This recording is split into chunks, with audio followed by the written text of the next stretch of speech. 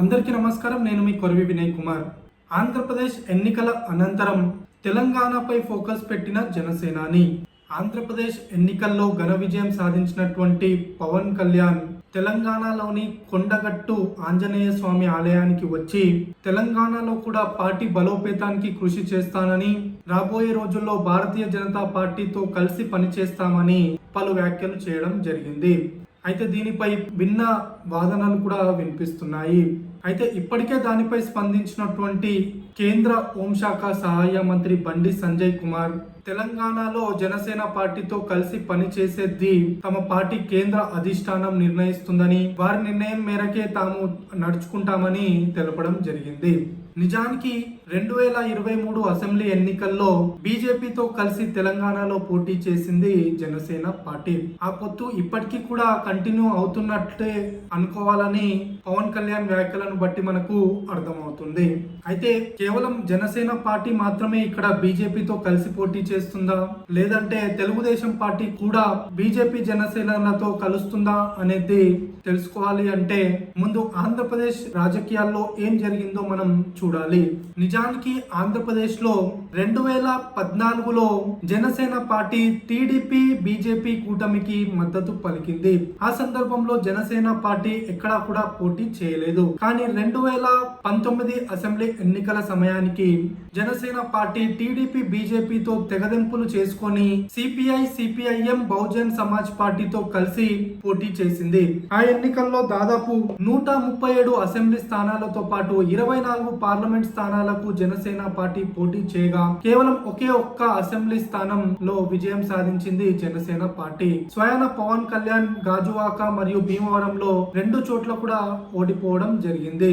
ఆ తర్వాత 2024 అసెంబ్లీ ఎన్నికల్లో టీడీపీ బీజేపీతో పొత్తు పెట్టుకొని జనసేన పార్టీ 21 అసెంబ్లీ స్థానాలకు 2 పార్లమెంట్ స్థానాలకు పోటీ చేయగా 100% స్ట్రైక్ రేట్ తో 21 అసెంబ్లీ స్థానాలు 2 పార్లమెంట్ స్థానాలను కైవసం చేసుకోవడం జరిగింది. అదే తెలంగాణకు వచ్చేసరికి బీజేపీతో పొత్తు పెట్టుకొని జనసేన పార్టీ 2023 అసెంబ్లీ ఎన్నికల్లో ఒక్క స్థానంలో కూడా విజయ బావుట ఎగురవేయలేకపోయింది. పైగా బీజేపీ జనసేన పార్టీతో పొత్తు పెట్టుకొని నష్టపోయిందన్న అపవాదను మూటగట్టుకుంది. అయితే జనసేన పార్టీ తెలంగాణలో 2014-18 అసెంబ్లీ ఎన్నికల్లో పోటీ చేయలేదు. కానీ 2019 పార్లమెంట్ ఎన్నికల్లో మల్కాజ్గిరి పార్లమెంట్ స్థానానికి పోటీ చేసింది, కానీ గెలవలేకపోయింది. ఆ తర్వాత ఇప్పుడు మళ్ళీ తెలంగాణపై జనసేనాని ఫోకస్ పెట్టినట్లుగా కనబడుతుంది. అయితే ఆంధ్రప్రదేశ్ లో బీజేపీ జనసేనతో పొత్తులో ఉన్నప్పటికీ కూడా జనసేన టీడీపీతో పొత్తు పెట్టుకుంది. కానీ టీడీపీతో పొత్తులోకి బీజేపీ ముందు వెళ్ళలేదు. జనసేనాని పవన్ కళ్యాణ్ పట్టుపట్టి బీజేపీని తెలుగుదేశం జనసేన పొత్తులోకి తీసుకురావడం జరిగింది.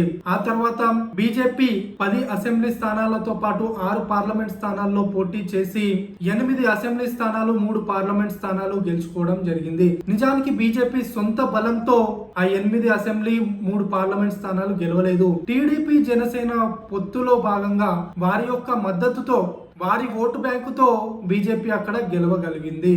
రేపు తెలంగాణలో కూడా అలానే జరిగే అవకాశాలు ఉన్నాయి. ఎలా అయితే తెలుగుదేశం పార్టీకి జూనియర్ పార్ట్నర్లుగా జనసేన బీజేపీలు నిలిచాయో, తెలంగాణలో కూడా బీజేపీకి జూనియర్ పార్ట్నర్లుగా తెలుగుదేశం పార్టీ జనసేన పార్టీలు ఉండే అవకాశాలు ఉన్నాయి. నిజానికి తెలంగాణలో అన్ని ప్రాంతాల్లో బీజేపీ బలంగా లేదు. ఇప్పటికీ నల్గొండ, ఖమ్మం జిల్లాల్లో చాలా బలహీనంగా భారతీయ జనతా పార్టీ ఉంది. అయితే కాంగ్రెస్ పార్టీకి ప్రత్యామ్నాయంగా బీజేపీ తెలంగాణలో ఎదుగుతుంది. ఈ సందర్భంలో రానున్నటువంటి ఎన్నికల్లో ప్రజలు కాంగ్రెస్ పార్టీకి ప్రత్యామ్నాయంగా బీజేపీని చూసే అవకాశాలు ఉన్నాయి. ఈ నేపథ్యంలో ఒకవేళ బీజేపీకి జూనియర్ పార్ట్నర్లుగా టీడీపీ మరియు జనసేనలు యాడ్ అయితే ఇక్కడ బీజేపీ బలంగా లేని ఖమ్మం, నల్గొండ జిల్లాల్లో జనసేన తెలుగుదేశం పార్టీలకు సీట్లు కేటాయించి అక్కడ నెగ్గే అవకాశాలు మెండుగా కనబడుతున్నాయి.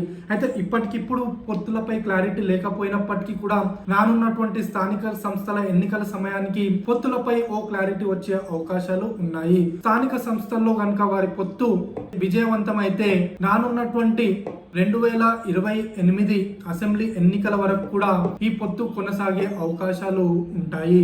అప్పుడు టీడీపీ, జనసేన, బీజేపీ 3 పార్టీలు ఎన్డీఏగా పోటీ చేసి ఇక్కడ కాంగ్రెస్ పార్టీకి ప్రత్యామ్నాయం తామే అని చెప్పుకునే అవకాశం ఉంటుంది. అప్పుడు బీజేపీ బలంపై జనసేన, టీడీపీలు కొన్ని సీట్లు కూడా గెలిచే అవకాశాలు ఉంటాయి.